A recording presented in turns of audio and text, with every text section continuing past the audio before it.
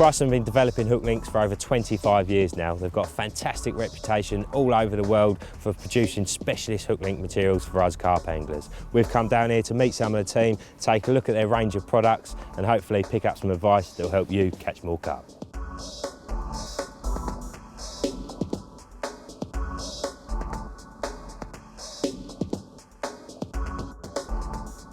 Right, first of all, Dave, we'll go into the history in a minute. What I'd like to know, is it Kryston or Kryston?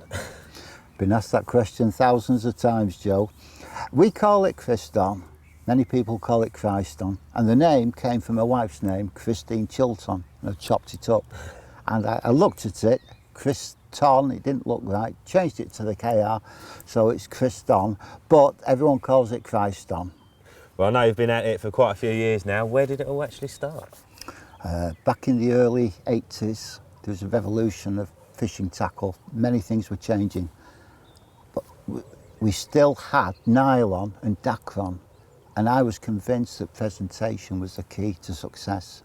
So like many anglers, I started experimenting using different materials, parachute string, bowstring, dental floss, and some of them worked, but I was still looking, searching.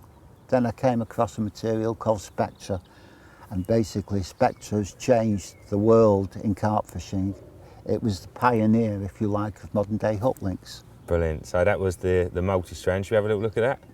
Yes. Well, I'll call it multi-strand, but obviously it wasn't called that at that point, was it? Its commercial name is Spectra. We called it multi-strand, and the idea was, when I saw it, it was similar to dental floss, except if this was dental floss, that would break about £6, Joe. This breaks at £70. It's got amazing strength, it's got incredible abrasion resistance, and it's got the softness and suppleness, which is important for presentation. And at that time, I started to use this material and my catches improved no end. I think the reason was because of its feel. Nylon, dacron was stiffish, you could feel it. If a carp closes its mouth and you press on there slightly, just tell me what you can feel, Joe. Literally nothing. My fingers. That's right, that's right. This had a great bearing on my captures. A great many anglers such as Alec Welland, Mike Wilmot, Pete Springett, they all used it with a considerable amount of success. And as I say, this led the way forward to what we today call hook length materials. Well, I know it had a massive effect on a lot of people's fishing at the time and was far more advanced than anything else. But obviously these days, everything's come on leaps and bounds. You've got loads more products that you've brought out since, so we've got a lot to go through, and I'm sure there's plenty of little tips and tricks that we can pick up at the time. Yes, we can certainly show people the difference and the advantages of what is available today and the reasons for using them. Excellent.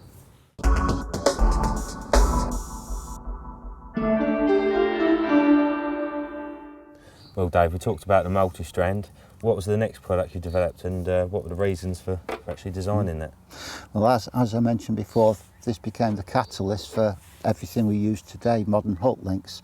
It did have its problems. Some people with rough hands, builders, found the multi-strand caught on them, and they found they couldn't really use it to get its full potential.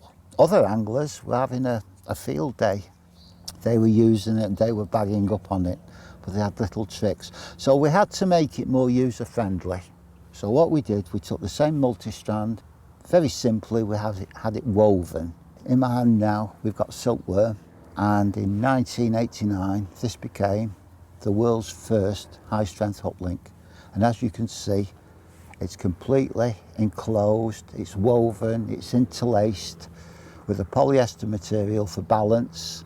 If you try that, Joe, it's totally user-friendly. It's a really nice tight weave as well, isn't it? That's right. So when silkworm was first released in 1989, it became the world's first high-strength braided hook link. And as you can see, it's got certain qualities. It's got suppleness, it's got low diameter, it's got excellent abrasion resistance, and it really changed the lives of many carp anglers. from using the type of materials they had available. And silkworm then led on in evolutionary terms to other braided lines. And the difference is they've all got different rates of behaviour. In water, they all behave differently. Merlin was the next one to follow. Some anglers using silkworm thought it was too light. It didn't sink to the bottom, so we made a heavier version. It's still soft, it's extremely tough, and it's perfect for if you're fishing near lilies, any snags, and you want a line that's going to lie on the bottom. Following that, we introduced another braid, and at first glance this might look like multi-strand. This was called Super Silk. This is another one that we used to use a lot. Yes, this was Lee Jackson's favourite line for many a year. We still sell a lot of Super Silk today. Some anglers, they know that the saying goes, if it ain't broke, don't fix it. One little tip Jim Gibbonson uses, and that is that to colour it, he doesn't use pens. In the evening, he makes a pot of tea and lets it stew. And he drops his spool of Super Silk in the teapot, and in the morning he's got a lovely golden brown colour. Now you'll notice that this is £20 breaking strain, and the Merlin is £25 breaking strain. But if you look at the difference in diameters, Merlin's a lot thicker. and this is because the silkworm's made from pure high strength fibres. It's not mixed in with polyester or any other materials, so you're going for extreme low diameter. And what's the benefit of that then? Well, the benefit is when you've got cagey fish, they sometimes are quite wary because we are educating the fish or conditioning them, and they know that bait is a nice living, far better than eating bloodworms and rooting about. They know boilies especially are a good living, but they do know that the occasional one is a problem bait. That's the one with the hook in. So we've got to try to outwit them, and by using the lower diameter we can do that. The difference is it does not sink readily, so we've got other products to make this settle on the bottom that you can balance it to your own degree. So that was Super Silk, and it still catches, like silkworm does, a lot of fish today. It's very successful. As I say, I know a lot of people that just use it in the white and don't have any problems, don't even consider that at all. That's right. But others that are, they love the fact that they can colour it in to suit whatever they're fishing on at the time. A lot of anglers simply rub it in bankside mud or clay, or if you're fishing on silt, it will take on some of the colour and it dulls down immediately. The last one that we did of the traditional braid, it's braided again, but it's got a very, very clever braiding technique, and the biggest attribute is, look at the shape of it and the weight of it. It will slowly sink in the water, but that is as supple as you can get. I know that this Darryl Peck used to be a massive user of this, didn't he, in his younger days? That's right. And myself, again, I've used this over the years. I've still got a spool of this in my tackle box. It's brilliant for them lovely little supple hook links, whatever length you want them really. That's also right. use it as for Combi links, as a little soft section. It's perfect. And some people may look at the colour and think it's a little bit too bright, but once it gets in water, it will darken. Yep, you can see that there, can't you? Yeah. So it's all about presentation, and we've got different forms with different techniques because there's no one best hook link.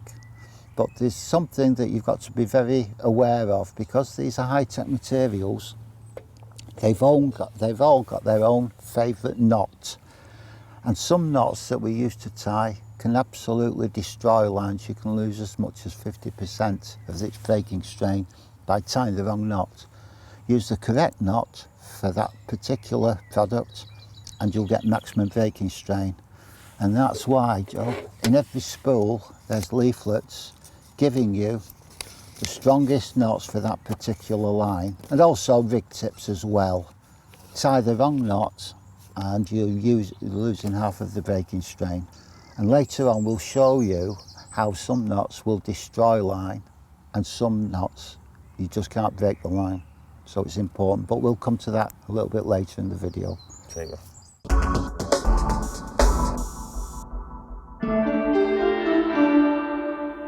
Well, here we are with Ken. He's one of the consultants for Kryston. He's come down today to do a little bit of angling and to talk us through a few rigs. I've heard that he's a bit of a rig maestro and he's got a few little tricks and secrets of his own. So we'll be taking a little look at them a bit later. In the meantime, result, mate.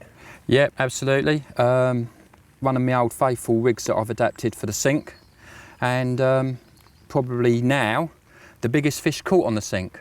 So I'm quite happy because I caught the first fish on the sink. When I got it, the first day I got it, I got a fish, and now I've had the biggest fish on the sink. But then there'll be a proper angler who'll catch a bigger fish and I'll be relegated again. But no, yeah, absolutely happy with this. Got down last night, cast out to the far bank. Within an hour, off it went. Excellent. Can't nice, you know, nice happy clean with that. fish. What do you reckon, about 24? You know, it's not about the size at all. It really is just about the fish. And they're all lovely, and this is just, well, for a day ticket fish, oh, stunning. Excellent. Absolutely. Brilliant. Okay, mate, we'll pop him back and we'll pop back in a little while and take a little closer look at that rig. Thank you very much. Good man.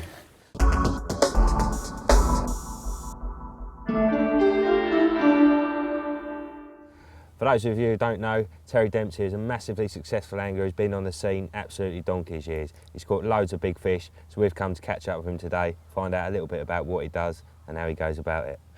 First of all, Tel, what does your fishing consist of these days, and what do you prefer to do?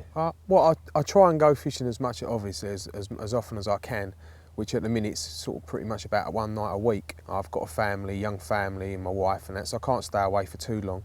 So when I do go fishing, I want to go somewhere where I've got half an idea what I'm doing. So then I'll choose one water at a time. I'll fish one lake at a time, pretty much. You know, I might go on to another water for a little while, but I normally concentrate on one lake, and then I'll try to get a few areas going and stuff like that. So the first thing I'll do when I get to a lake is I'll look for a fish.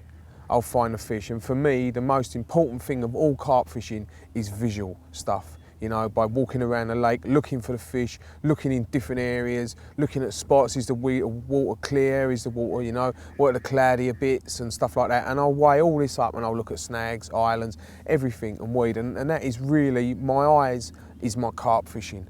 You know, my eyes are my carp fishing, and they will pave the way for me to fish, you know, to be able to get amongst the carp. As soon as I've found that out, then I'll use my bait, which is one of my favourite, you know, tools, using boilies. I use particles as well, you know, but I'll use bait then to start introducing bait, start getting the fish feeding on the bait, coming back regular. And I think to myself, if I can get them feeding on the bait and they're enjoying that bait, then they're going to start looking for it. Once they start looking for your bait and that's what they want and they know, then all you've got to do then is find a decent spot where you can present a rig for them, you know. Over the years, I've used many different rigs, but pretty much it ain't changed. I use pretty much like the no-knot rig. I've used that for getting on. I mean, we used to whip Dacron onto spade end hooks. I caught my first 30-pound carp on a spade end hook. You know, I caught loads of 20s on spade end hooks, and it was a dumb thing in them days. And we used to whip a bit of Dacron on a spade end, and we used to just have the hair coming off, which is just like a no-knot is now. You got that kick and everything, and that rig pretty much has seen me through for the last 30 years of carp fishing. I tweak it around a little bit, but it's caught me, I don't know how many carp, but a lot of carp. And I'll use a little bit of putty on it for my pop-up, but I just keep it pretty much simple. The last few years I've been using a lot of coated braids. I've been using the Kryston coated braids, and I'll peel a bit off, I'll tie it out, and I'll use the supple bit as the hair. You know, I am also a fan of using nylon, although I'm a bit worried. A lot of the lakes I fish are very, very hostile, you know, to line and stuff like that. A lot of gravel bars, a lot of snags, a lot of weed. So a nylon hook length pretty much is out of the question unless you're using it absolutely too thick.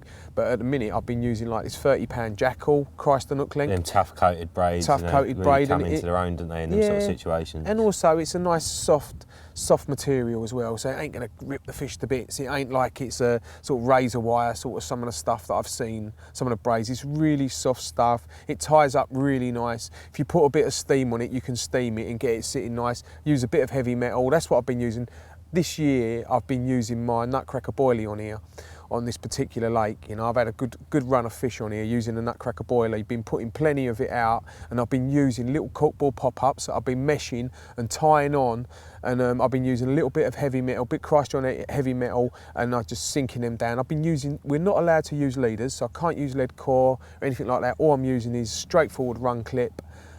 Losing the lead. I'm wanting to lose the lead because of the weed and stuff in here and the snags. Losing the lead and just using the length of tubing, and that is it. Keeping it simple like that, letting the bait do the work. So with the putty then, with pop-ups, do you have them so they're balanced, critically balanced? Do you know, I used to balance them up so much that the bait would probably sit there for about 2 hours and just dance around the lead, But nowadays, I don't mind the bait sinking quite fast. I think maybe it just reacts a bit better. Use the weight as well, the putty. That, the force between the putty and the pop-up, that makes it even greater, doesn't it? So I think that can help for hooking. Definitely does, yeah. But, at the end of the day, I think if you've got a good strong hook link, you've got that kick in the hook, a good sharp hook, use the bait, you're on a winner. See, I think that's the key is, a lot of people these days are coming into the sport, reading all these magazines and DVDs with all these Fandango rigs, and it's sort of, that's how it's sold to you these days, isn't it? That it's not so much about location and bait, it's more about, this rig, but that's just one part of the jigsaw, isn't it? And it seems from what I can make out from your angling is that's the smallest part. Yeah. You don't even worry about that. Yeah. Keep it simple. Keep it simple. And get in amongst them. Find where they want to feed. Find where they want to feed, where they want to eat, and if they want to eat it, they will eat it, and you hook them. Use nice short hook length. You've got to use strong gear. You've got to use strong tackle for big carp, and that is what I try to do. I know that some of these rigs out there that are being tied up, that are really complicated, I know they catch a lot of fish. They obviously do. Even the Chod rigs, we know how many really good anglers who have used Chod rigs and caught untold amounts of fish. I just find that what I do just suits what I do. I have caught fish on Chods, I have caught a couple of fish on them, and I have varied, but I always seem to come back to that same old rig, that same old hook link on them little spots, what I've done for years and years and years, and just, I don't know, maybe I'm set in my ways, but I'm still getting bites on them today.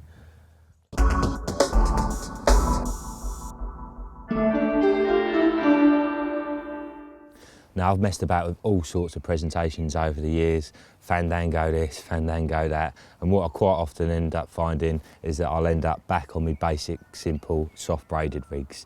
If I'm not using a Choddy, then generally it's soft braid for me. Supernova is absolutely perfect for it. Generally I'd use the 15, but if I needed to step up, then obviously there's the 25 there too. As I said, simplicity is the name of the game. Got a length of Supernova here, just put a little hair loop in the end there, and I'm going to thread on the hook and just show you how I tie it.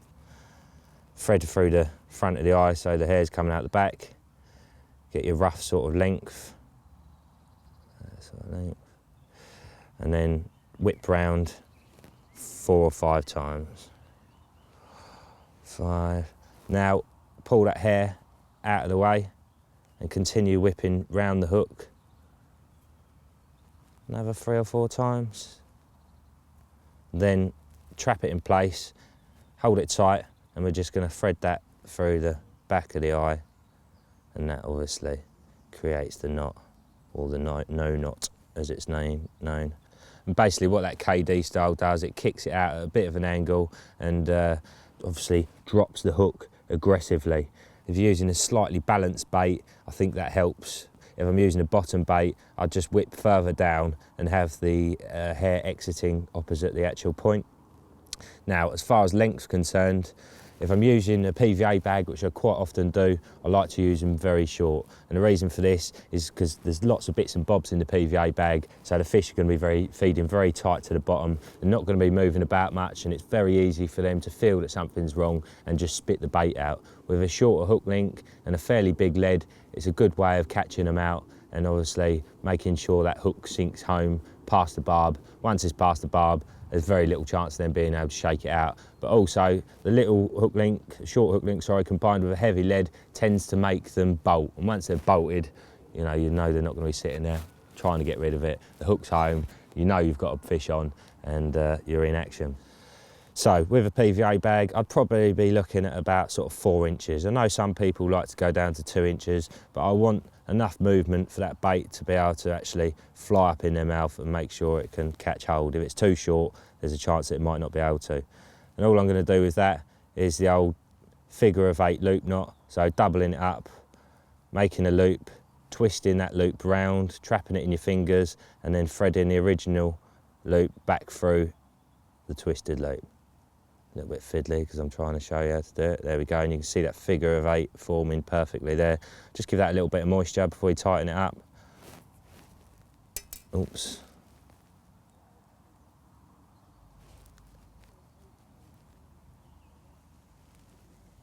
Lovely jubbly.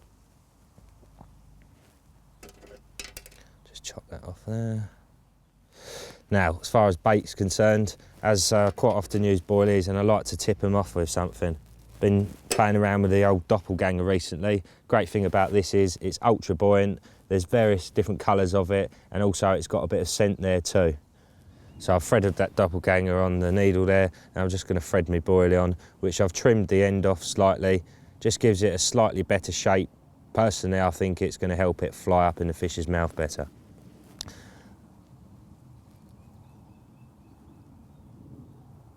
And the great thing about that doppelganger is it sets once it's in the water. So it just gets harder, so there's no chance of it coming off. I like the yellow one. I've always been a massive fan of yellow, topping my baits with a bit of yellow. And as I say, these ones have got a bit of scent in them too, so that can't hurt. But what that does is it takes away the weight of the hook and makes the bait act a lot lighter, so it'll literally just sort of be hovering on the bottom like that. Obviously the lead's going to be here, so the hook link's trapped. Fish mouths the bait, bait goes in the mouth, and look, that hook there is just dropping down in the perfect position to catch hold on the bottom lip. I wouldn't have your hair too short with this. You want a little bit of a gap to allow the hook to do its job. I mentioned the bottom bait setup. I've got one of these ready to go, Blue Peter style. As I said, I'll do a normal knotless knot and I'll whip that down so it's opposite the point, and I just think that helps with the hooking. Obviously, you haven't got the buoyancy with this bait. It is a bottom bait, and if it goes in the mouth, it just makes the bottom side of the hook a bit heavier as opposed to it leaving from here, and just helps with that turning, obviously.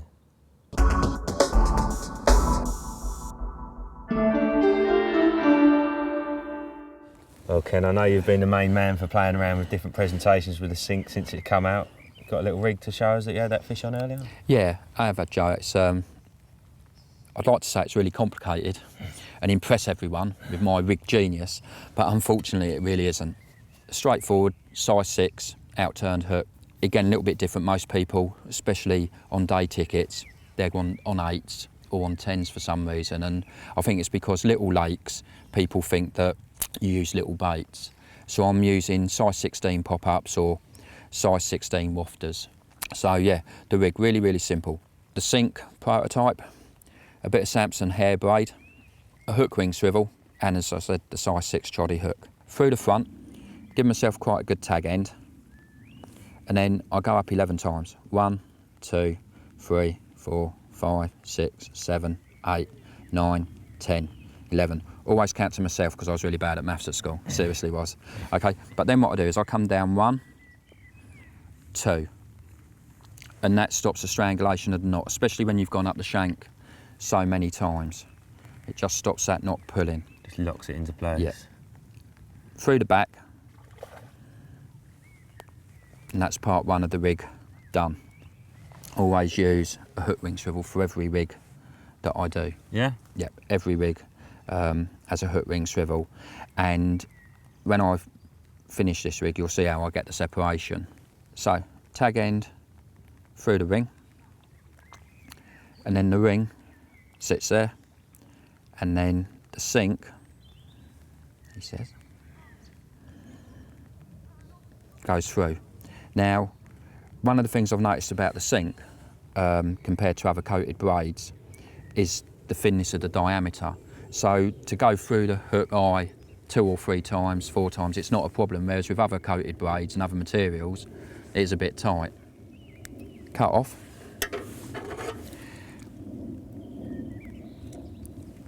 And just blob the end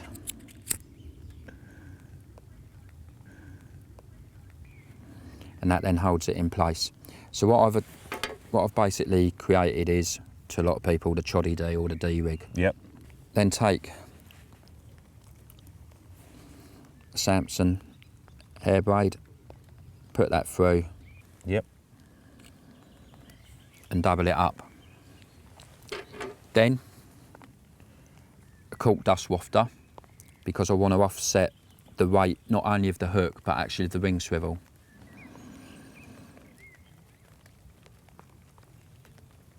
And then pull it on. Now, to get my separation, all I do is just pull the boilie just on to the barrel, to the barrel. And as you can see, I then get the separation that I'm after with the blowback D effect. Then it's just a simple overhand knot that then plugs the boilie. I'm getting old now, so I definitely don't use anything fiddly like hair stops, and especially in winter because they're so fiddly with cold fingers. So I just double knot over. Snip the ends off, and then it's just a quick blob like that to melt the Samson, and I just push it in, and there's my hair stop. Okay, and what you'll notice, just by holding at that angle, we've already got it sort of as an that's going to drop into the fish's mouth. What I do at the other end is I just simply loop the length of the hook that I want the hook length to be. And I just literally go through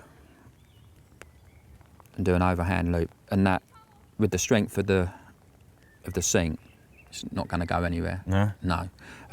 Quite a big loop as well, is that? Yeah, it's quite a big loop. The reason for that is that when you talk about casting out an anti-tangle, a lot of people would have threaded on an anti-tangle sleeve and then pulled that up when it's tied onto the line. What I do is I loop that onto the swivel, and because this is quite a stiff material, that then acts as my anti-tangle boom, and it kicks it away, whether I'm using a helicopter or a leg clip or an inline, it always kicks it away.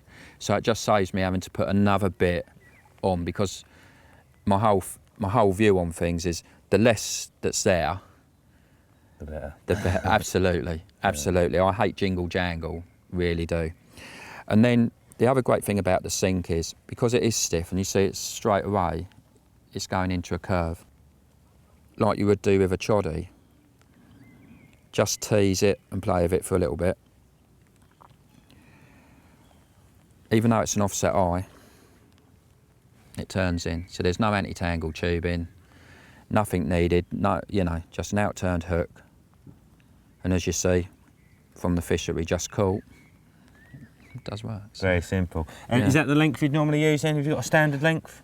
If I'm fishing on a clear bottom, I try to fish as short a hook length as I can, and I use a very heavy lead, because what I want is for them to pick it up and be nailed.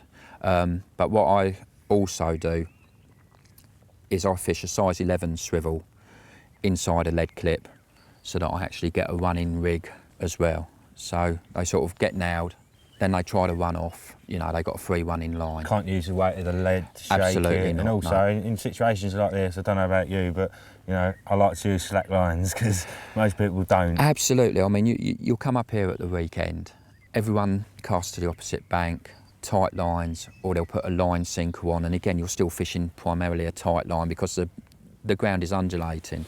So when the fish is swimming around on the ground, it's still going to detect that line. So yeah, slack line fishing is how I fish. And obviously with all the time. a running setup, it just improves your indication.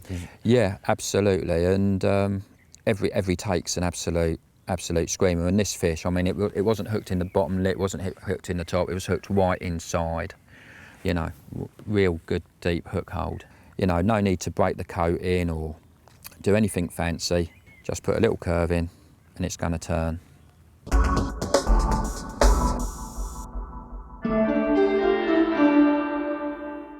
Now, Dave, I believe that you were the first company to ever consider even putting a coating on a hook link.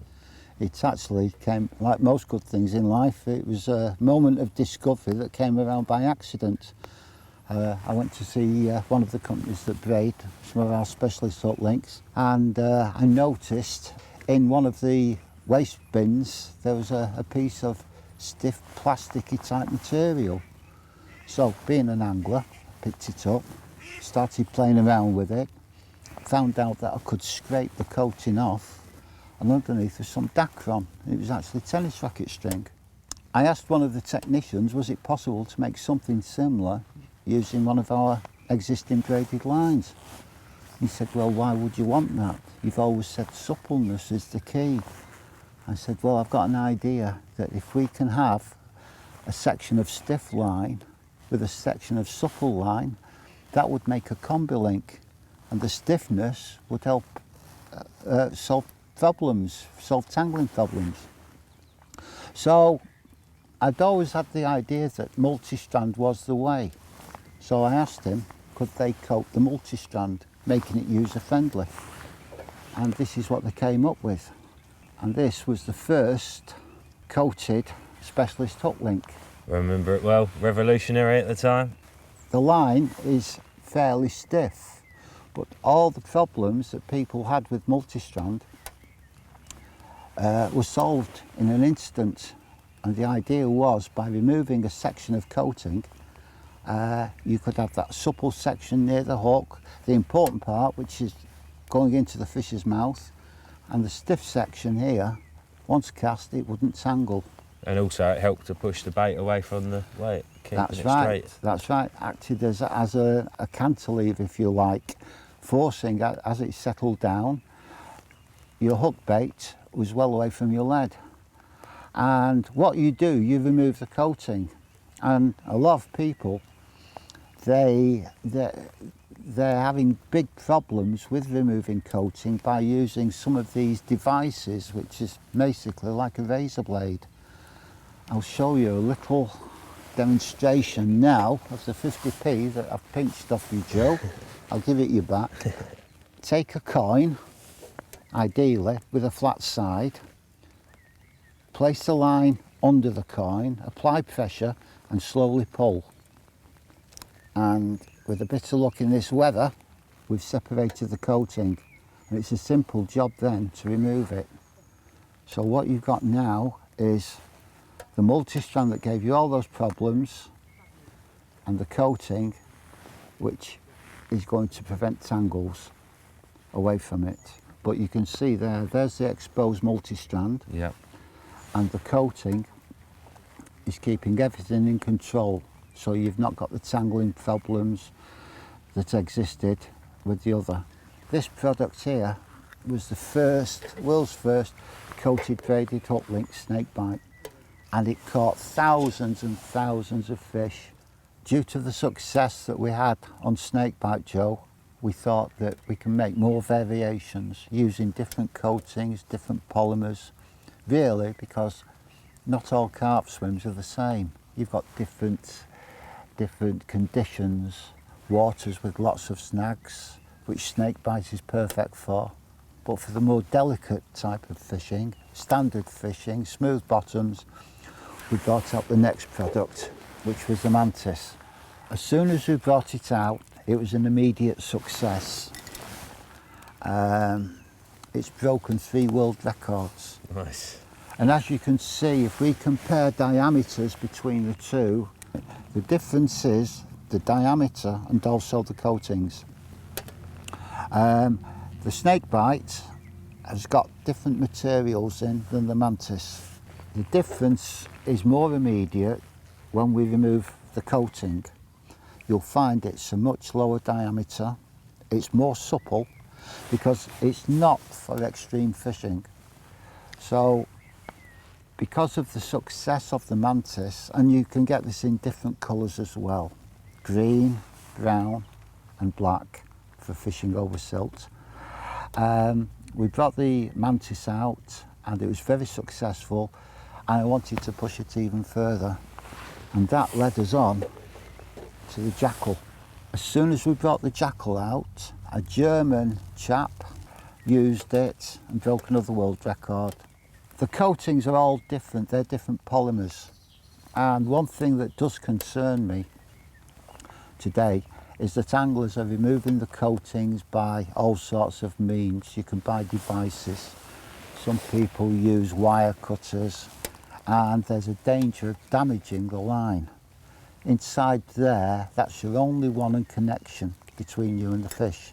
What I usually do to remove the coating, place the line on a firm surface, which is important, and it doesn't have to be a coin, any flat object as long as it's not sharp. And I'm going to trap the line and press down on it, and then slowly just pull the line. And by doing that, Joe, you can see I've managed to remove a short section of coating, and that's created a hinge. So immediately, if I wanted a hinge rig, I would tie the hook link and then decide where I want that hinge, and by just removing a short section of that coating, that hinge and the hook is able to rotate within the carp's mouth 360 degrees, which has got to be a plus, because I think when fish inhale the bait, suck the bait in, and they can blow, and it's all on one stiff train, they can blow it out quite easy. But with this moving about inside its mouth, it's possible, though it's more than possible, because it does work, which is why hinge rigs are popular. It's got more chance of hooking itself. That's an evolution, if you like, of coated braids. And I'm going to show you something now, which is going to be our latest product, and I've made it using totally different materials. This new hook link is called sinks. As you can tell by its name, it does sink. It's extremely fine as well, isn't it, Dave? It's extremely low diameter. We've used some new materials now, and believe it or not, Joe, that takes 9 hours to make 1 single metre. Seriously? 9 hours. How does that work then? Yeah. It takes about 5 minutes to braid the metre, then it takes about 10 minutes to dye it. Then it goes to this long room, 500 yards long, and it slowly travels through a coating tower at a snail's pace, crawls all the way to the top of the room, all the way back, by which time that first coating is cured. It then goes in for its second coating, and the sinks has got no less than 30 individual coatings on it. Wow, so why would you need so many coatings? What benefit does that actually give you? Right, I first discovered this by a friend of mine who was a restorer of antique furniture. And I was watching him working one day, and I noticed that he was putting a layer of the lacquer down, letting it dry, rubbing it down, adding another layer, building it up, building it up. And when I asked him why he did that, he said that ensured that he'd get a super tough finish rather than put one thick coating on. So I asked the processors to increase the level of coatings, making them finer, but building it up. And what you've got there is a coating that's extremely difficult to remove. And then, as you've just done there, Joe, you've removed it to reveal this super fine breaking strain. Extremely abrasive resistant, I should imagine. Yeah. Well, with most knots, it will generally break at 27 pounds.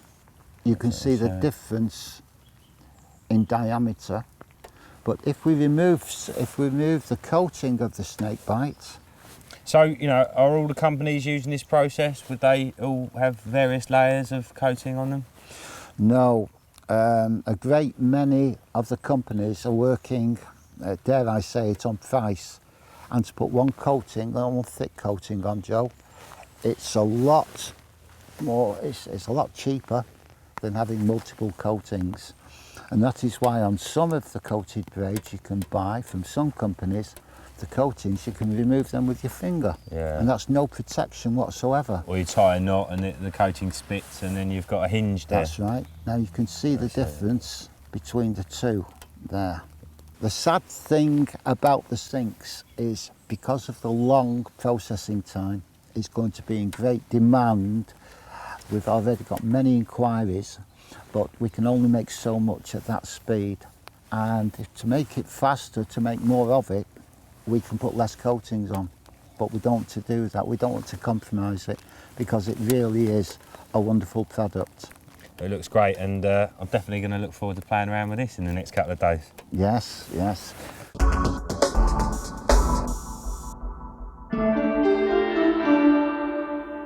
90% of my fishing over the last year has consisted of fishing with my nutcracker pop-ups, and this is the rig that I've been using. You know, I can't remember the first time I ever used it, but it's been seeing me all the way through. And I start off, all I do is I just put the hook through, put the line through the hook, and then I'll just tie a little ring on. Just tie a little ring. And this helps me get the short hair, and then all I'll do, I'll just hold the ring in place and I'll just whip on about 8 whips on a no knot, come back through. You know, so simple. From then, I'll just come up the other end and I'll just do a double loop knot. Just a double loop knot, make sure it goes through twice, double loop knot. And then what I'll do is I just thread all the swivel on, back through, go back through. And this creates like a boom section. You know, it's a bit of an anti-tangle properties, you know, also, and all strengthen it up even. You know, you could look at it like that as well. Push it away from the lead. Yeah, or push it away. too. That's it, like anti-tangle. Yeah, really, you know, get it away. Good boom section. I'd be well happy with the way that hook sits. It just kicks over nicely. You know, what I do is I just break some of this Kryston hook link, and it just creates a hinge. The rig can turn. Is that the jackal, that one? This is the jackal, yeah. 30-pound jackal. This is what I've been catching my fish on from this particular lake. This is a big fish water. That's a great little tip as well, isn't it? The old meshing of the pop-up Yeah, there. the mesh is a must, especially in this lake. It's quite a few small hills in here, and this is a corkball pop-up, and it's got a very thin paste on it, and you only need, you know, one little hill or a little coot or whatever touches it and it can break it. With this mesh, I could leave that out there for a week, Joe. I could leave awesome, it, isn't it? yeah, I could leave it out there for a week, and I'll catch a fish on it. It's peace of mind though, isn't it, more than anything? It is, You know, yeah. Sitting there and a bird picks up your bait in the morning. It is peace of mind, and you just know that your bait's out there. If you tie it on right, you blob it down. This has all been blobbed up and everything, and that just ain't coming off. The little bit of heavy metal what we're using, that's quality kit, you know, really heavy. You don't need a lot of it just to sink this 16mm, because these are powerful. These 16mm corkball pop-ups are really powerful. You can use these with a chod. They will sit a chod up for days, one of these. They really are good. All I use underneath the bit of putty is I'm going to pull this putty off here, and all you see is just a little stop knot there. Yep. Just a little bit of pole elastic. Really pull it in tight so it's super tight in there, and I'll just use that and on the little bit of break, and so I get that hinge and just put that bit of putty back on.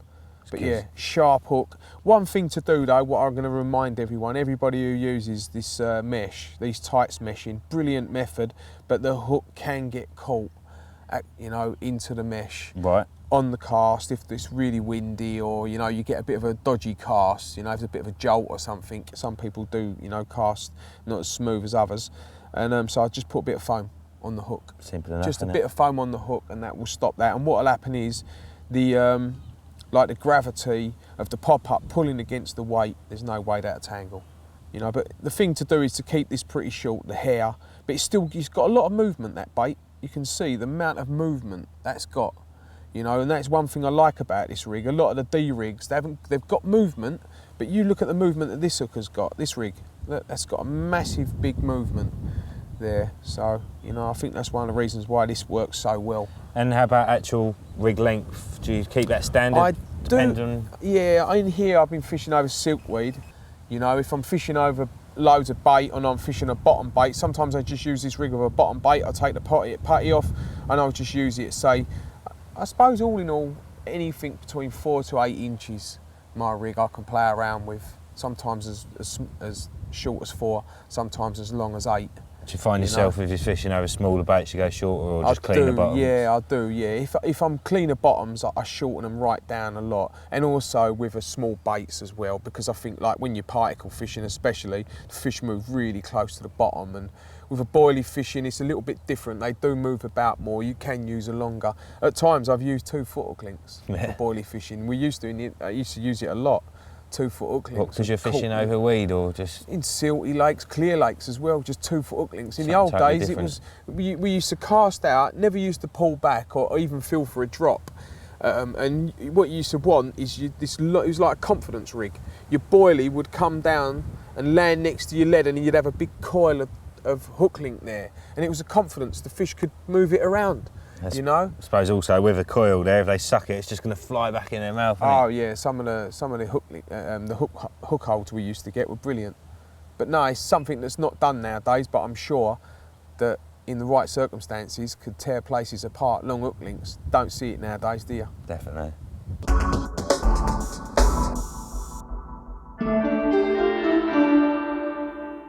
A lot of companies these days produce a variety of leaders in various colours for different lake beds. The trouble with that is you never really know exactly what colour lake bed you're fishing on. I've seen all different types of lake bed in all different types of shades, so there isn't just one. So in my opinion, the best leader you could possibly use is a fluorocarbon. Fluorocarbon, once it goes under the water, has a very similar light refraction to water, so as a result, it's virtually invisible. The other great thing about it is it's super tough and it sinks like a brick, making it the perfect leader material. The other thing with those leaders that you buy in the shops, they're ridiculously expensive. If you chuck one into a tree, you've just lost yourself £6. Now here's a nice cheap little leader for you. Incognito in £24. As I said, really super tough, so it's great for abrasion resistance. This one I've just tied up with a simple lead clip. Obviously, if you wanted to use it for a choddy or an inline, you can. You just need to use the different components on there. And then to make sure that that sinks and to pin it down to the lake bed, all I've done is worked in a couple of different sections of the old heavy metal. One there, one a bit further up there. And obviously, if there are any bits and bobs sitting up, little bits of weed and that's just going to help it pin down in certain areas. As far as attaching the leader goes, really is just a nice simple little grinner to grinner. So you've got your thick section here, then you've got your thinner section there. That's my main line, that's my leader. Just gonna run them alongside each other, get the thick one, make a loop, go around those two strands 3 times with the thicker one. Tighten it down, you are gonna need some moisture on there. Don't tighten it down fully, just tighten it down so the knot starts to take its shape.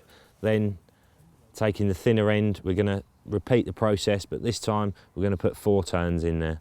1, 2, 3, 4, and again, nice bit of moisture, just get the shape of the knot, put a load of moisture in between them, and carefully tease them together. Now you want to be pulling all 4 tags of that. So just get hold of it and give it a good proper pull. And one thing I always do is test my knots to destruction.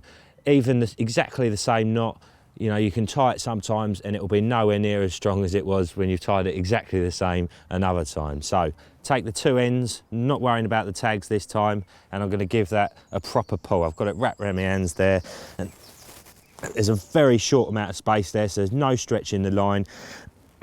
I'm probably putting at least 15 pounds of pressure on that. And if I can put 15 pounds of pressure on that without it breaking, there's no way it's going to let you down in a fishing situation. And that is mega important with all your knots. Whether it's your rig or your leader, you're just tying your swivel on even, give it a proper pull. And if that doesn't break then, it's not going to break in a fishing situation.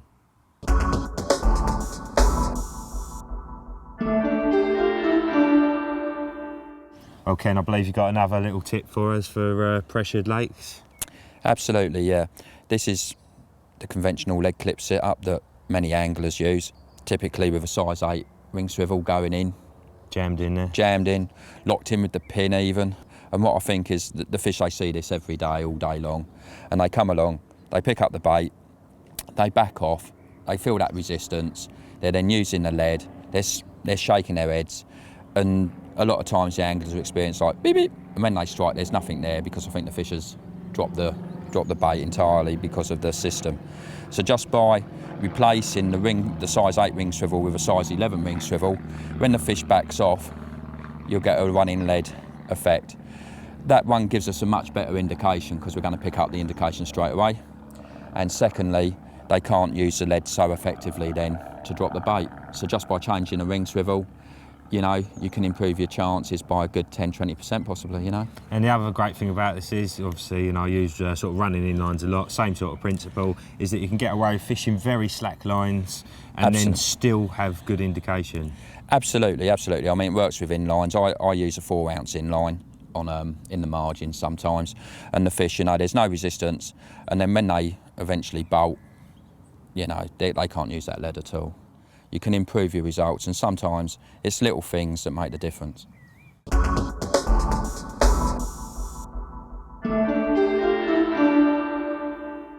Here's a brilliant little tip for you. It's a little trick that you can use on a variety of venues. This is the ideal water for it because basically it's a very small lake. The fish know it inside out. So ideally you want to be keeping that line as much out of the water as possible. Now, if the fish are showing on the far bank and you want to put a bait over there, then you're going to have your line running through the water from here to there, which is not ideal at all. So all you're going to do is take your rig off your rod, just leaving your lead on there, and I'm just going to flick that across and hopefully it's going to make it. Literally just made it to the other side there. Now I'm going to put this on the rest, leaving the clutch set so I can pull a bit of line off when I need to. So that's there going across the water. Now I'm going to wander around there and put my rig on, literally just place it into the edge, and then I've got a bank stick which is going to have a line clip on it, which I've got in my pocket here somewhere. One of these onto a bank stick, and I can clip my line onto that, keeping it tight across the water, and then a little slack line going into the edge. As I say, you've got no line going across the water, and it's literally, the line going into the edge is going straight down, so there's nothing to spook them at all. This really is a fantastic little trick that catches them spooky carp unaware. Well, I only just made it there. Should just be able to pluck my lead out, lovely jubbly. And obviously, just a case of clipping my rig on. I'd probably normally have a bag on, but just for demonstration purposes. One of the things with a lot of these little lakes, so around the edges, especially these clay lakes, the banks actually get eaten away, if you like, from underneath. So these guys have actually said it, they drained it down a couple of weeks ago, and they actually go in a couple of feet at some points where the fish just literally eating against the clay and it just burrows backwards. So sometimes the tighter you are to the bank, the better. Now obviously I can just lower that in by hand, gently, making minimal disturbance. And then obviously a little bit of slack for it to go down. Push my pole in. And I've got my line clip on here already, so keeping that pretty tight to the rod. Just going to clip that in there. And what you might find, depending on how far the distance is that you're fishing across, is that you've got a lot of weight on the line and the clip won't hold it enough. This is absolutely fine, it's holding there brilliantly. And if you make the clip a bit bigger, sorry, the loop a bit bigger that goes through the clip, what you find is that the initial tension is coming from here. So the fish feels pressure from here and shoots towards you. It's a great way of getting fish to shoot away from snags or overhanging bushes, anything like that. But what you obviously get is a massive drop back on there to start with, and quite often you pick up the rod, wind down the line, and the fish is sort of halfway between you and the spot. So it really does catch them unaware. It's a fantastic little trick, and I'm sure that there's plenty of little venues that you've got that you're thinking, that is an awesome trick for that spot, I'm going to use it. Get out there and give it a go.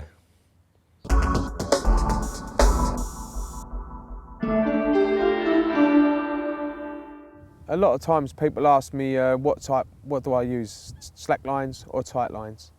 I use both really. I like slack lines. I just love it, you know, being able to use a slack line for the indication and everything. But also I like to be in contact with what's going on as well. So I like to use sort of semi-slack lines. And then what I do with that is when I fish gravel pits, a lot of deep gravel pits, I'll cast my rod out, I'll slacken it off a little bit, but you'll find that after a little while your line will start tightening up again. It's the undertow, the weight of the line going into the lake, you think it's sinking across, like if you're fishing 60 yards out, it's a long way for your line to go down. And then what I'll do is I just keep taking the weight off of the line by giving it a bit of line, and I'll keep doing that until you get to a point when the line can't sink no more. So then what you're doing, you're keeping You're keeping that slack line, so you're keeping that big bow, so your line's laying across the bottom, but also you're staying well in contact with what's happening. So as soon as, if you fish a nice light bobbing with that method, as soon as that fish picks up that bait and moves a second, you're going to get loads of indication, but you're still fishing a slack line.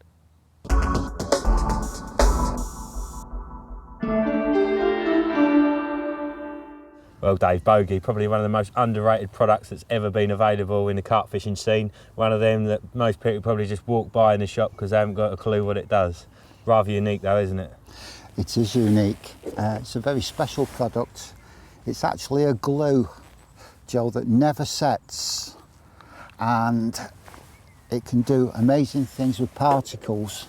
And as you know, particles are a great holding ingredient for keeping the fish in the swim for a long time. Yep, especially the old hemp. The carp just love it, don't they? It's got its own way of using it. Bogey, the glue, Bogey will stick to anything which is dry.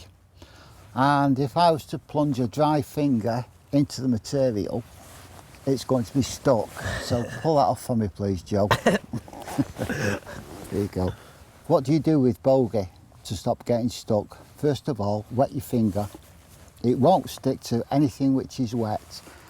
And it's a hard rubberized material, and when you take it out, pull it out quickly with a snapping action. The reason I do that is so you've not got long wisps of spider trails sticking over all your clothes, anything else. Once you've got the Bogey on your finger, this is what I do now. I used to advise people to wet the fingers. I don't do that anymore. I'm purposely now going to make it tacky. Not sticky, but just tacky. If you hold that now. Yep. Oh yeah, it's not sticking. Not sticky at all.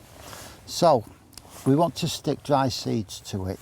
And what we do now is we stretch it, and we're making the inside come out. So all that surface area that had a slight bit of contamination with the natural oil from my fingers, that is a very sticky product because we've released it, we've stretched it, and it becomes stickier.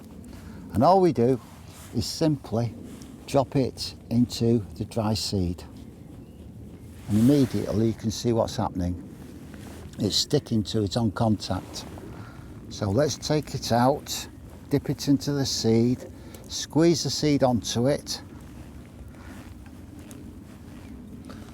and then simply compress the seed into the bait.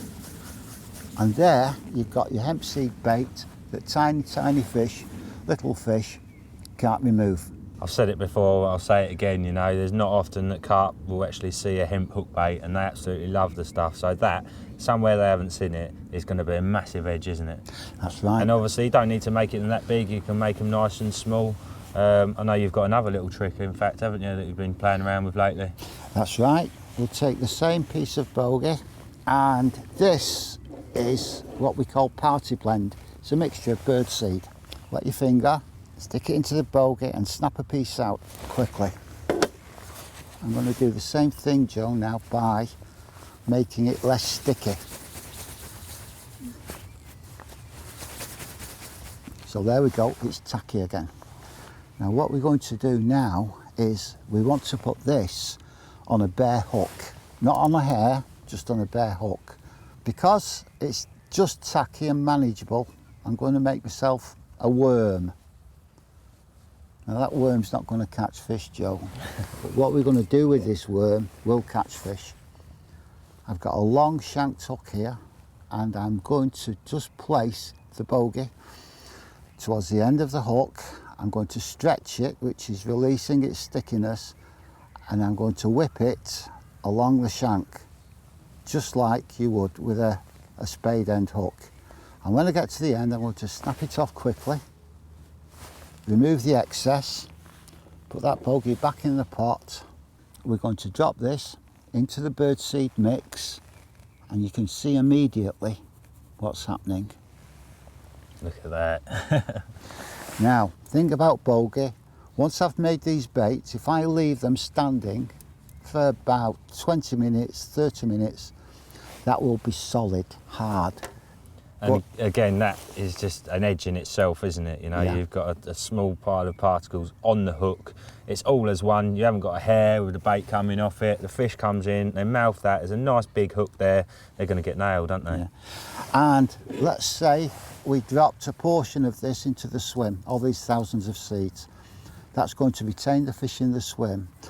And if you're concerned about camouflage, Joe, just pop that into there. Now you see it, now you don't. I can make the baits stop, and then instead of fishing with them immediately, I'll soak them in water overnight, because normally we're using cooked hemp to attract the fish. That's releasing all the hemp oil. It's releasing the flavours, the smells, everything that attracts fish. So you'll notice that's as pale as the dried hemp. But when we cook the hemp, it's black, and the seeds start to germinate. So here's some that's been kept overnight. One we made earlier. That's a trick and a half, isn't it? Look at that. Black, got all the little bits coming out of it, little white specks. That's the bait you've just made. That's been soaked overnight. It's identical to the cooked hemp, and it's germinating as well. One final thing you can do with Bogey, which is absolutely marvellous. Instead of soaking it in water overnight, drop it in flavour, a tub of flavour. The dry seeds will absorb that flavour, and if you leave them overnight, when it comes to using them and the Bogey lands in the water will push that flavour out of the seeds, and you'll get a constant stream of flavour and scent into your swim. Finally, one thing we've not mentioned is that the dry seeds will float simply because they're dry. So when you make that bait up, it will be a pop-up. So you've got to be cautious of that. Yes. Now, if you want a pop-up, that's great. If you want it to sink, soak them overnight. Yep. If you want a permanent pop-up, just what we've done with the hook, where we've wound it around, get a tiny piece of cork or polystyrene, make a worm, wrap it round, then put the Bogey on, permanent pop-up. Job done. Top tricks.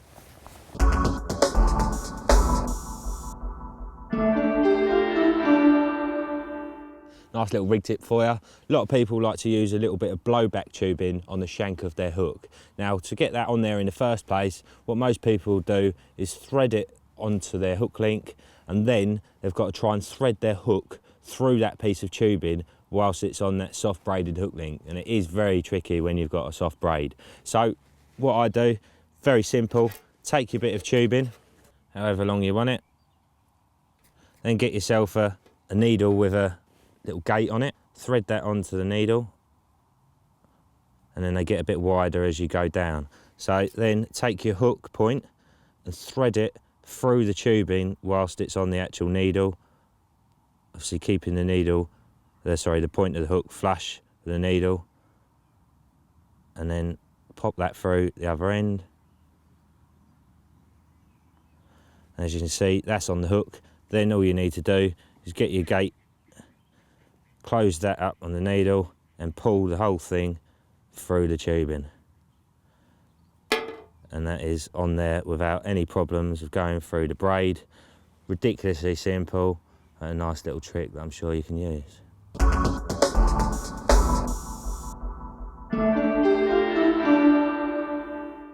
If you look at the times of the years and the seasons when baits work best, in my opinion, in the spring I like to use boilies.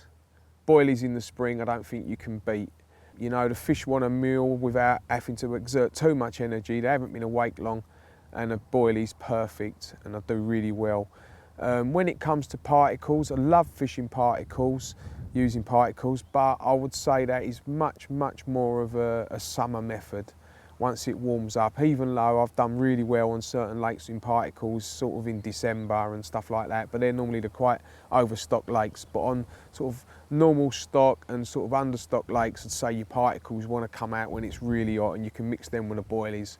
But 90% of my fishing nowadays is done with boilies, and most of that time in the spring it's always boilies, and same as the autumn, it's only really in the hot months that I'll start using particles.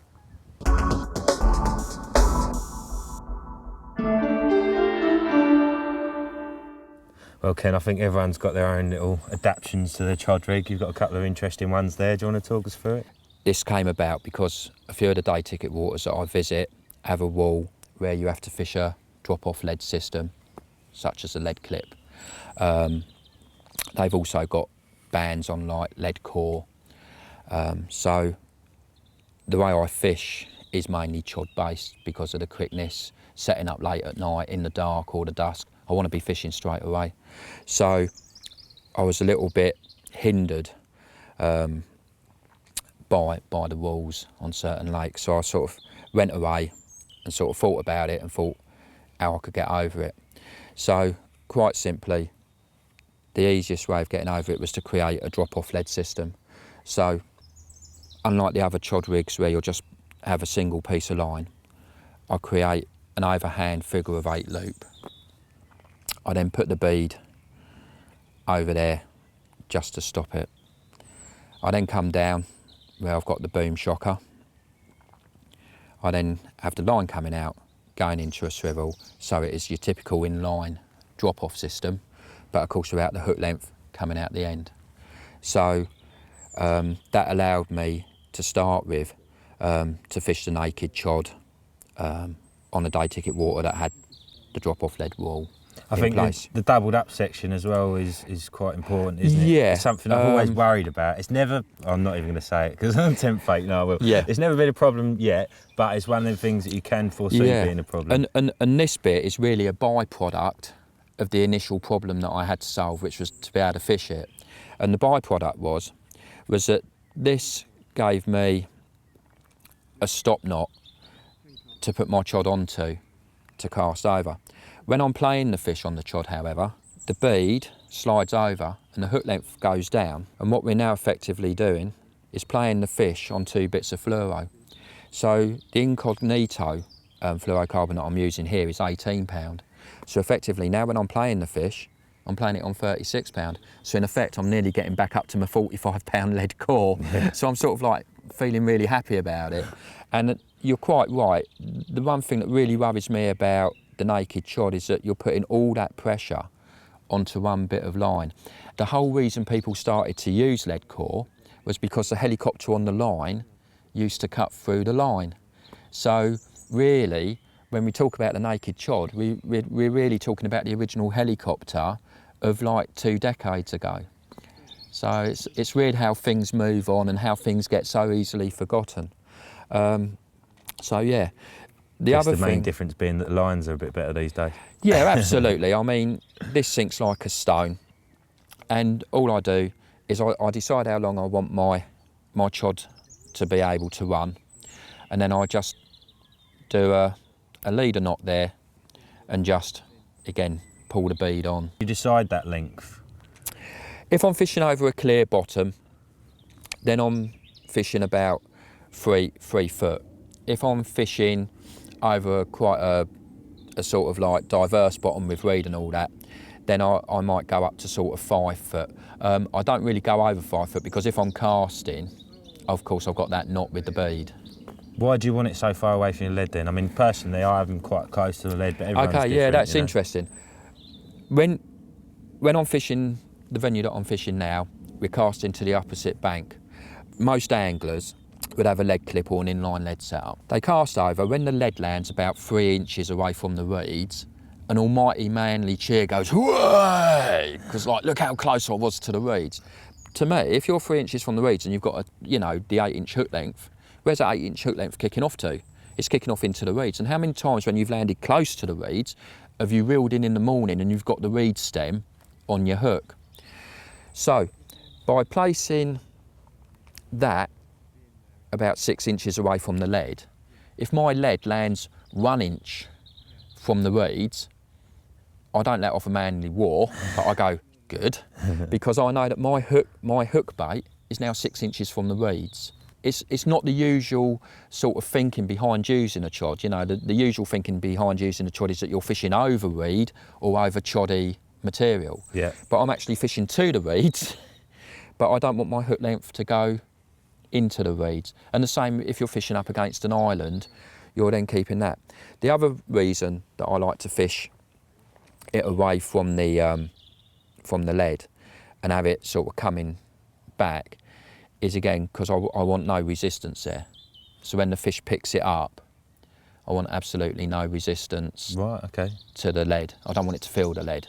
So in effect, when the fish picks up my chod, because I'm fishing with a slack line, it can pick up, it's hooked itself, but there's no way it can use that lead, you know, so to it's not dislodge the until it hook. hits that bead that it feels the full resistance of the lead. And Yeah, so it's swam off by then and on a slack line. right, interesting. So it's almost like I'm fishing it as a running rig. So cool. that's the reason. Right, the hook link section there, is that a... This is a prototype hook length. Okay. It's unlike other chod materials because it's a pure fluorocarbon. We haven't, at the moment, looked at breaking strain. The problem, again, for a lot of people when they use the chod, in all fairness, is getting it through the eye. So what we've actually looked at for samples has been a diameter rather than a breaking strain. And this diameter is about 551, and it's really super stiff. And unlike other chod materials, because it's a fluorocarbon, you've got the heaviness, you've got a weight in there, like you have with your fluorocarbon leader. So, as you can see, I've got my pop-up on there, and unlike other chod rigs that you often see in the magazines or you see people using, I've got no putty whatsoever on the swivel. So just use a bigger swivel as well. It's a size 11. Oh, is it? Yeah. Oh, yeah, sorry. Believe it or not, it's a size 11 ring swivel, no putty at all. And what you find is, with the pop-up and the weight of the hook ring swivel, that's how sad I am, I weigh things. The hook ring swivel, the hook, the new prototype, and the fluorocarbon, I don't need any putty. That will sink nice and slowly without any putty. And another reason that I think that's an advantage is if you are fishing over reed and you've got a great big lump of putty there, fine, it sits on the reed, I'll get that to start with. But as the buoyancy of your boilie goes, your pop-up goes, you've got a direct weight there that must then start to pull things down. And I often wonder if that then pulls your hook bait down into the reed or into the choddy material. Right, okay. So, you know, I want it just to sort of float. Just nice and balanced. And also the fish mouth it, and there's that bit of movement there as well, Yeah, isn't it? To sort of catch them out a bit. Absolutely. And the other thing that we found with the chod is that where there's no weight on the bottom, I'm hooking a lot of fish in the top of the mouth, not on the bottom lip, like most people who traditionally use chods always seem to hook in the bottom of the lip, which is strange. Right, yeah. So it must just be coming over it from the top and doing them in the top. And then the other variant on the on my chod rig is basically go back to the sink rig where I've gone up 11 times. Once again, I've gone up 11 times. I've then doubled back so the knot doesn't get strangled to give it a bigger D. And again, using a hook ring swivel, this time I pushed the actual barrel of the swivel in all the way. Okay.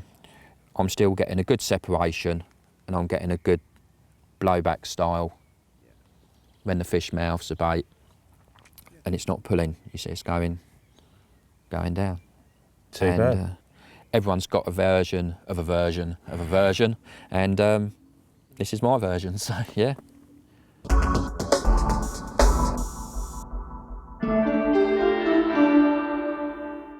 Right, Dave, we talked earlier about how different knots affect different strengths on different materials. I believe you've got an example for us. Yeah, very simply, all different lines are made from different materials and products. And if you tie the wrong type of knot, it can be disaster. This is 15-pound multi-strand.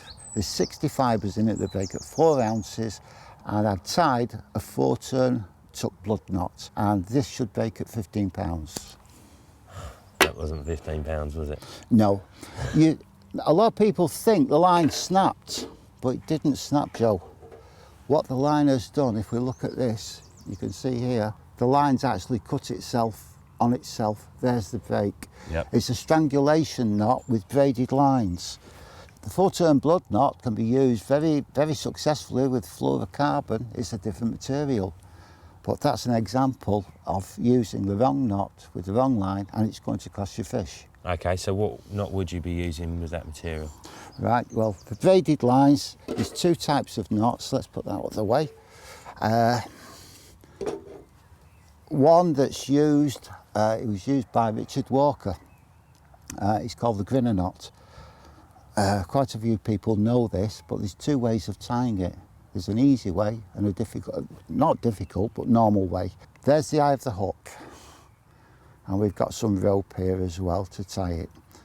So the grinner knot, it reduces strangulation because the turns go over two pieces of line as opposed to the single piece of line with a blood knot. And what you do, take your leading line, drop a loop and make 4 turns inside that loop over that doubled section of line. And as you draw this slowly together, you'll see all the turns. And what I always do, just to help the line, is assist it with my fingers as I'm drawing it together. And you'll see there's the perfect knot. And if we tied this with multi-strand, that would give us 16, 17 pounds. So that's the standard normal way of tying a grinner, and we'll show you a simple way because some people do have difficulty with knots. So once more, pass the line through as we did before, but this time what we're going to do is not drop the loop and make the turns. We're going to make the turns over the main line just like a blood knot, and I can put 4 turns in, I can put 50 turns in, because all these turns are simply holding that doubled line together for me. So we'll drop the loop now, we'll make our standard 4 turns, and as we close the knot you'll see all of those turns that we put in, they'll all come out, and there's your grinner, exactly the same. So what's the idea of the turns then? The turns are going over doubled line, that's reducing the strangulation. But then they twist out of it afterwards? Yes, that's, sorry, I didn't make that clear.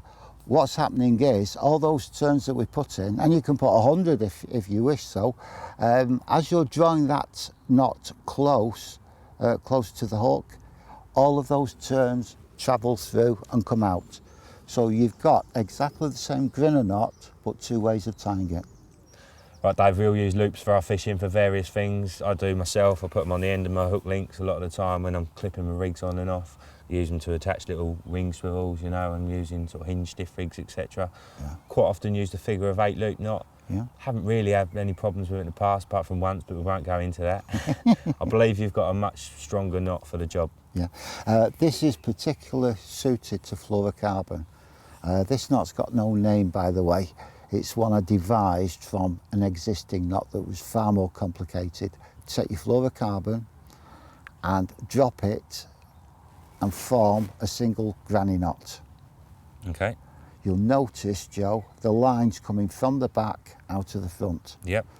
At this point, if you want any attachments, swivels, etc., attach them onto this leading line, because this is going to be your loop, this section here, not that one. So the line comes from the back out to the front, and all we do, attach whatever you want at this point, and then pass the leading line from the back through the front 2 times. And what you're left with is almost like a box shape. Okay. Now, by holding both the tag end and the leading line, we close it down, and when you get to this point you decide what size loop you want. So all you simply do is, once it's partly closed down, take hold of your tag end and just slowly draw it down to whatever size loop you want, because on certain rigs you might want a larger loop, on certain materials you might want a larger loop, sometimes you may want a tiny loop. So once we've got to this point there and we're happy with that size loop, take both tag end and leading line and pull them as hard as you can to close it down. And then finally, just to ensure everything's in place, take your tag end and make a half hitch or a granny knot simply through it and draw them both together. And what you're left with every time is a perfect shaped loop with no strangulation. I like that. Pretty easy to tie as well.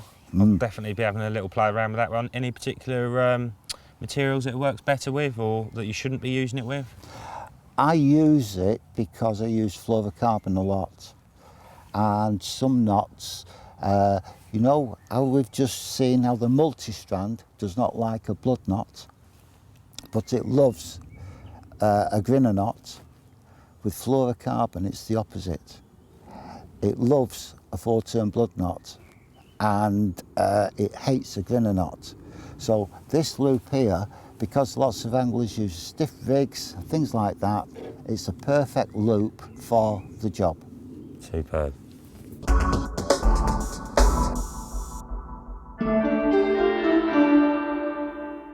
This is the sort of rig I'm using for particle fishing, Joe. Really simple rig, no knot, 4 or 5 turns, no knot. It's a bit of fluorocarbon here, bit of Kryston fluorocarbon. Don't get any simpler than that, do you? No, you don't get no simpler than that. It really is simple. Just a little loop up here, that can go onto your swivel, nice and short. The reason that I keep it as simple as this, I want a resetting rig. When I'm fishing particles, I want my rig to keep resetting all the time. And by that you mean if something picks it up, well, like I a bird think, or... No, carp, all the time.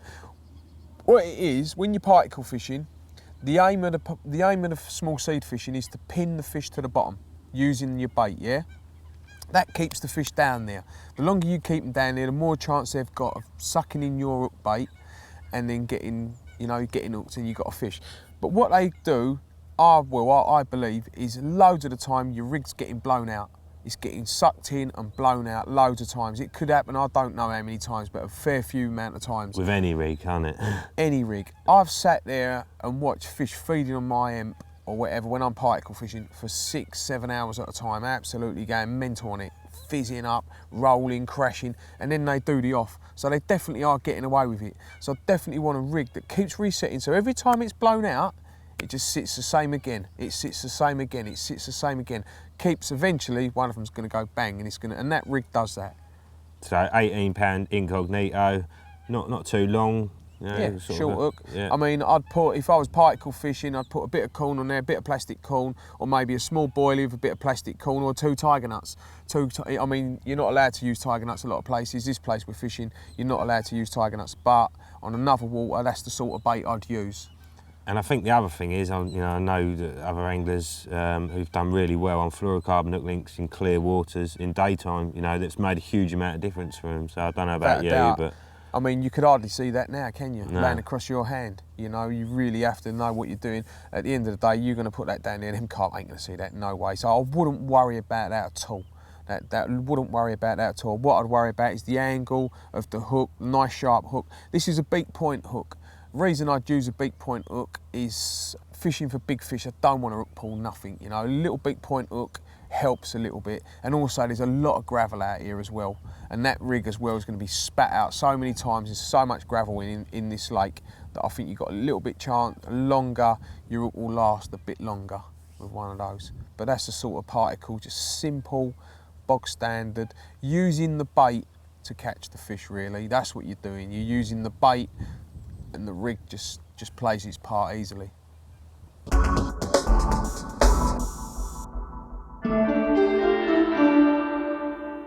Well, Ken, I believe you've got a nice little tip for us using the drop 'em. Absolutely. This is the braid Supernova.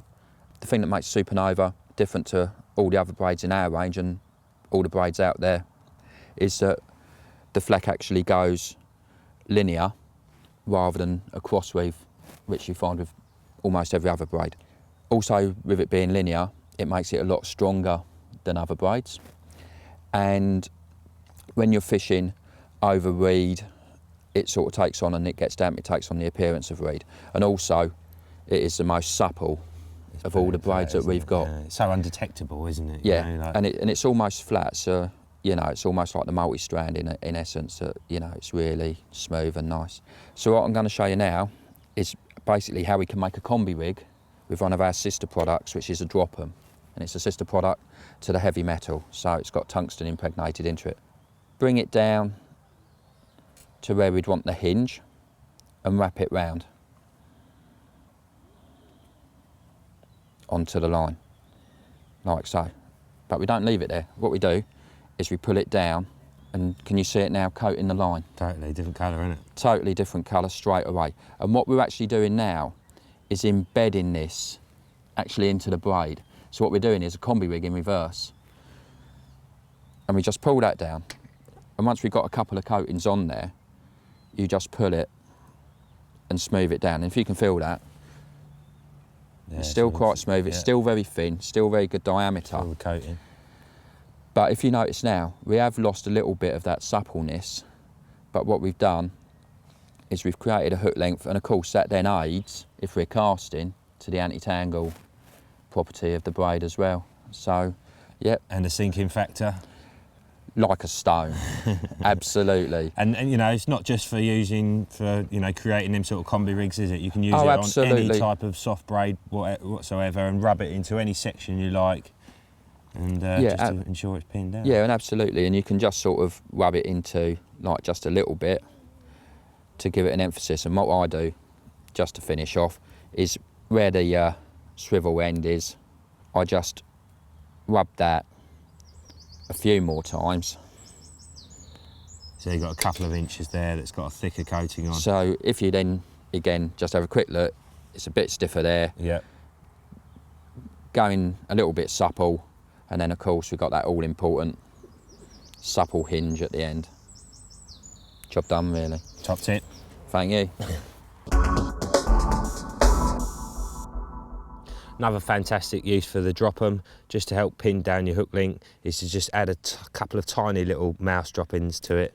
This stuff almost sort of gets absorbed. Well, it doesn't get absorbed, but you can pretty much rub it into the hook link so it stays on there lovely. So just literally tiny little bit like that. And what a lot of people do is put one bit in the middle, and what you find with that is it sort of throws out the balance of the rig and can help cause tangles. You only need the tiniest little bit. Let's just break that off of there, rub that in.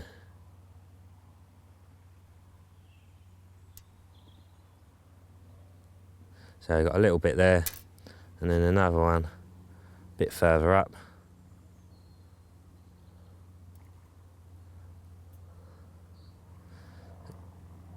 Let's just trap it either side, then twiddle it with your fingers.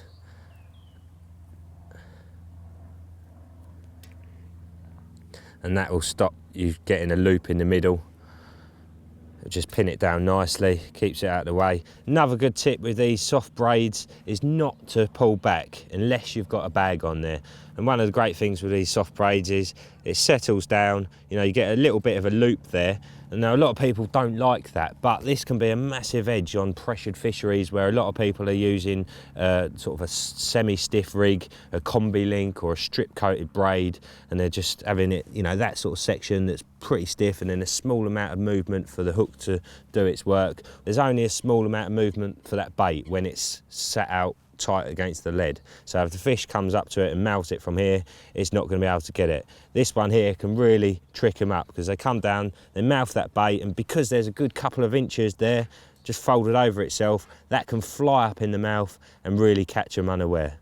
As I say, once you've cast out and that rig has settled on the lake bed, the last thing you want to do is be pulling it back, because with that bare hook as it is, if you're going to pull it back, chances are it's going to catch on something, be it a little bit of weed or any kind of silt or debris, and if that hook can't then get in the fish's mouth, you're not going to catch a fish and you're completely and utterly wasting your time.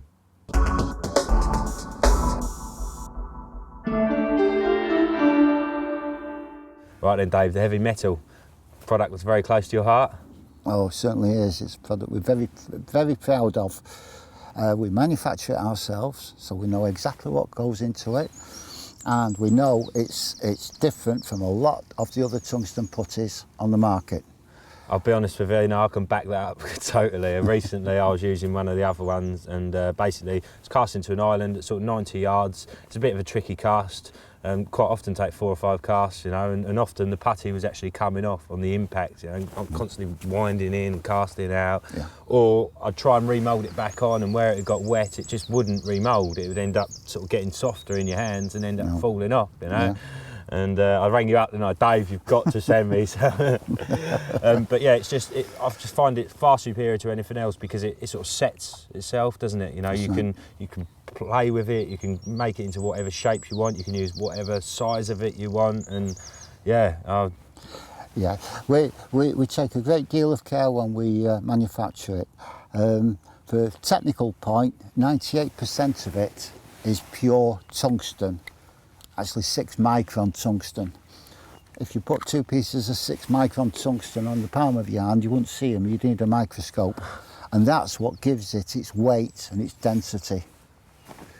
It really is heavy, isn't it? And it's sort of solid too, and I think most people would pick that up and go, well, that's hard to work with, but right. There's an easy way to do it, isn't there? Well, it's an amazing product because 98% of it is tungsten, as we've said, but the 2% has got some very special ingredients, which we're not going to tell people what they are.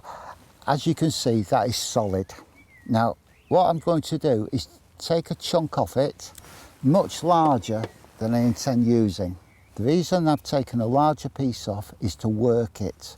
And what I'm going to do is split it in 2, and then once I start to place it against each other and start to work it, I can actually feel it becoming warmer. Those ingredients, the temperature related ingredients, the warmer it gets, the softer it gets, and the more malleable it becomes. And as you can see now, that is seriously soft, stretchy and sticky.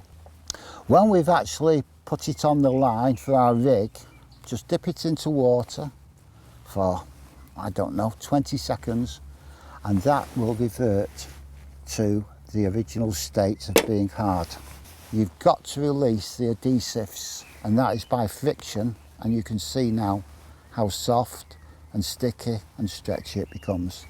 So we want to put it onto the line. There's 2 ways of using it, the right way and the wrong way. Let's see what the wrong way is. Lots of people think because it imitates a piece of lead shot, let's make a round ball. They do this and they think, well, that's near enough, that's round, it's a piece of shot. It weighs similar to lead, very similar, and they put it on the line like this. And what happens is, when they cast, they don't realise there's only about 10% of that putty that's actually holding onto the line. So when they cast, that can happen. So all they've got to do is use the noggin and increase the surface area simply by rolling it like this. You can put this on a braid. At the moment we're putting it on monofilament. Now, if that's sat on the bottom, it's not noticeable. And because I've done this now, I'm going to hold this line tight, and if you grab the heavy metal and give it a yank, you'll move it obviously, but just feel how much it takes to actually get that to move. Yeah, it's solid on there, isn't it? It's going nowhere. It's going nowhere. And the other thing is you can play with that, can't you, and get it ridiculously fine. I mean, I quite often have it dotted up my main line, 2 or 3 sections that are about 3 inches long, but so thin, only just thicker than the line. Right. If I continue with this, we could take this up to probably 1/2 metre, almost like a coat of paint. And all the time I'm doing this, it's becoming more and more, well, it's gripping the line extra because we've increased that surface area. And you can actually play about with this in your bivvy and have fun, and you can actually run it along the whole length of your hook link, making it seriously heavy. That's just taken best part of 40 seconds to do. Yeah, not going anywhere. That's right. Beauty is, at the end of the day, when you finish fishing, take it off your line, put it back in the pot and use it again and again and again, which is not good for us because it lasts too long. It comes in different colours and different forms. You can actually, some people actually use the grey, which is silk coloured. They use the green and overweed, or some people actually mix the whole lot up. There's one in particular that we're very proud of. This is for fishing in hot climates. If you're fishing in France and it's 90 degrees, remember what we said about temperature controlled. You don't want it to get too warm. This resists the temperature getting warm. It's harder than the others. It takes a little bit longer to soften it up, but it will stay on your line in hot conditions. That's the Heavy Metal Plus. So we've got the silt colour, we've got the brown, we've got the green, and I think you've tried this one before, Joe. What we've done, we've got one section of each. You're still getting your full 25 grams in weight, and that's the trio. I mean, if you're fishing in crystal clear water, some people are really fussy about their colours, aren't they? Personally, any three of them colours would be perfectly fine for me. Yeah, yeah. No, it's a marvellous product, and we know by the sales people constantly buy it. There's a little warning: if you are looking for putties, try to avoid ones that are shiny, that's got a little gloss on them. Okay, why is that? Some of the putties don't have as much tungsten in, so if they don't grip the line, as you found out, they don't grip the line very well. So what they've done, they've bulked it up with something that will grip the line, and that happens to be wax, which is shiny. And if you want a heavy product, the last thing you want to do is bulk it up with something that's very buoyant. There's no wax at all in the Heavy Metal. That's why it's a winner.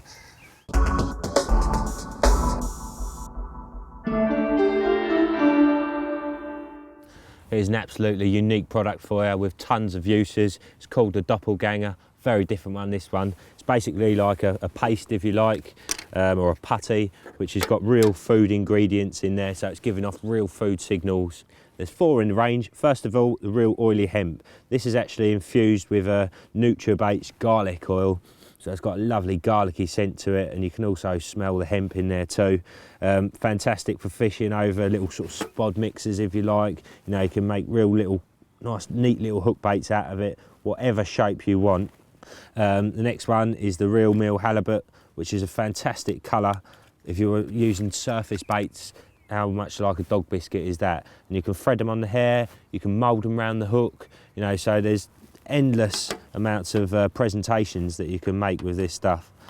Luncheon meat, the old favourite, and again, you know, you can just mould a bit whatever shape you want. One thing to bear in mind with this stuff is it is buoyant, so like this one here, I've actually moulded that round a little shot, so that sinks nice and slowly, and obviously you can add more if you want to get it to sink slower or sink faster.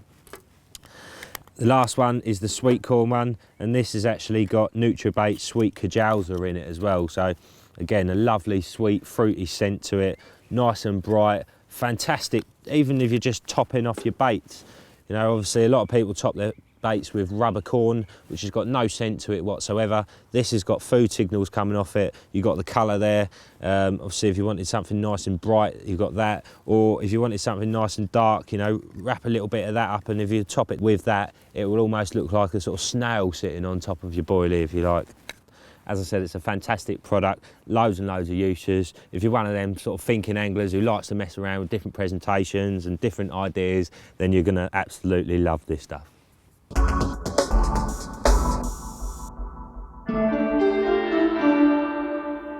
Right, Dave, I know that super glue's been a part of your range over the last few years or so. One thing that's always intrigued me is what do carp anglers actually use it for? Well, we call it rig glue, and you can stick beads, plastic, rubber, any items, especially around the rig side of it, and also for any other emergencies. But there's an important thing, and we do point it out: never use it online. It's dangerous. It can damage your line. And that's mono or braid or anything? Fluorocarbon, anything. Imagine if you spilt a little bit on your trousers now, you've got a spot of super glue. Let it dry and bend it, and it'll split. It fuses all the fibres. So especially if you've got a braid, it's going to lock everything up, and you're not going to get that release. So super glue is great on anything else, but knots and line, forget it. I notice you're now doing them in small little, handy little packs, if you like. That's right. As opposed to the big bottle. What was the idea there? Well, a lot of anglers use it, as I say, for rig bits, and occasionally they spill a little bit on the lid. Next time they want to use super glue, especially in an emergency, they can't open the top. So this is our rig glue, and it comes in little packs like this that take no room up in your tackle box whatsoever, and if emergency or whatever you want to use it for, it's there, no room at all.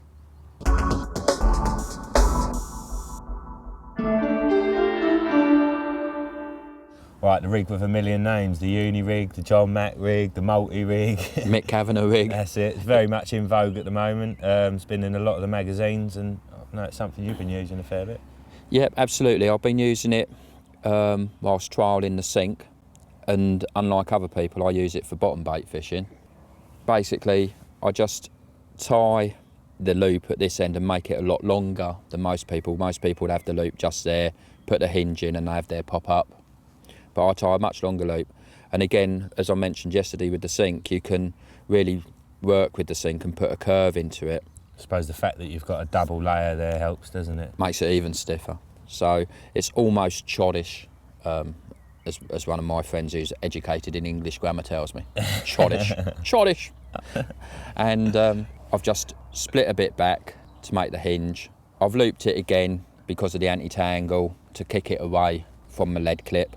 And as you can see, when you hold it, you've got that really nice sort of subtle curve going through. Spins it around virtually 360. The other thing with that curve is it sort of curves around their bottom lip, doesn't it? And I think it just makes it a little bit tricky for them. Any rig dropping in is a lot better than sort of going up. I think you literally want it to drop in like a grappling hook. And I think then when they spit that up, they're almost impeding themselves on the hook.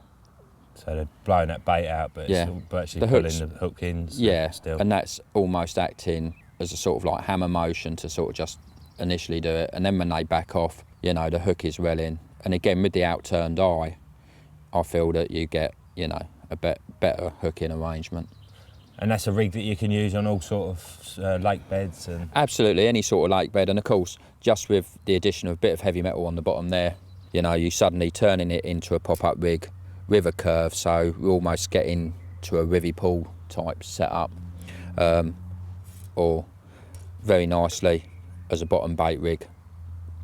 Again, it's one of those rigs that you can sort of take anywhere, cast out, knowing that it's presented on any type of bottom.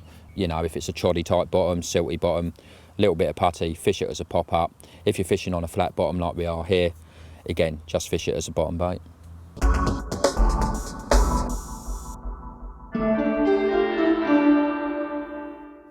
Well, mate, you've got a slightly unorthodox way of having your rods. I'm guessing there's a purpose for that.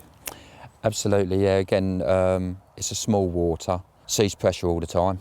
A lot of people, they fish a standard buzz bar setup, rod tips going down, tight lines going across to the other bank, or a line sinker at best, but still going across to the other bank. What I try to do is get my rod tips as close to the bank that I'm fishing from as possible. Always fish a very, very slack line. I bring my rods up so that I'm getting a lot longer drop from the tip to where my line is on the bottom of the lake. Because I think when the fish move along the margins, they're brushing into the reed. What they then do is they brush into my line. Because there's no resistance there at all, they just, you know, don't detect it, so they're not spooked. And I've caught fish out of this swim literally 2 foot off of where my line's hitting the water, because they've got confidence that they're not being fished for. Whereas when people are fishing tight lines or pinned down lines, you know, that they know that they're being fished for. And I think, again, you know, that makes a good start to the session to get the fish confident and moving on to where you got your bait. Yeah, like you said, I mean, everything in the water grows upwards, doesn't it? They're not used to swimming into things that go that way. No. So, and I've seen it myself on small lakes. I remember Adam Penning fishing very similar to this. And, you know, you'd see the line lift up where the fish has swum into it, and then it just slowly went back down again, and you saw the fish slowly swim by, hadn't spooked at all. So I can see what you mean. And even on a day like today where we've got a gentle breeze, as you can see, I don't know if the camera will pick it up, but the line's just moving, just to and fro, just like a bit of reed, you know, so not causing any invasion on the fish's privacy whatsoever. Good stuff.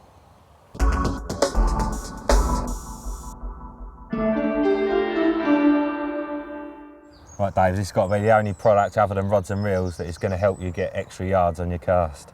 Yeah, it's a friction reducer. It's a blend of silicons and it makes the line zip out. You can actually get 10-15% more. And Terry Edmonds, the tournament caster, he uses it all the time. Well, that says it all, doesn't it? Big caster himself. Not just for casting though, also helps with abrasion, I believe. Makes the line slippy, so it'll ease over gravel bars, it won't damage the line, it protects the line. And it conditions the line as well. Your line will last a lot longer using it. And treatment will need replacing probably once every 5 days. I've used it myself. I've got a tub in my bag, you know, them times when I'm really struggling to get that distance, quite often just splash a little bit extra on and definitely helps. Yeah. So come on in, let's see the demo. Well, here's a spool that we've just treated and let's see how easily the line comes off. Literally just flies off, doesn't it? No pressure whatsoever, and it's just falling off yard by yard. So those times where the fish are just out of reach because somebody's been out with a bait boat and dumped a load of bait and you're 10 yards, you're 20 yards short, this will do the job for you. Excellent stuff. The old grease lightning sort of thing that everyone should have in their bag, really, isn't it? It's a good product, Joe. Well, we hope you've enjoyed this information-packed DVD. As you've seen, Kryston have been responsible for producing some real key products over the years in the history of carp fishing, and they'll continue to do so for many years yet. Keep your eyes peeled for part 2, where you can expect a load more interesting new products from the Kryston team.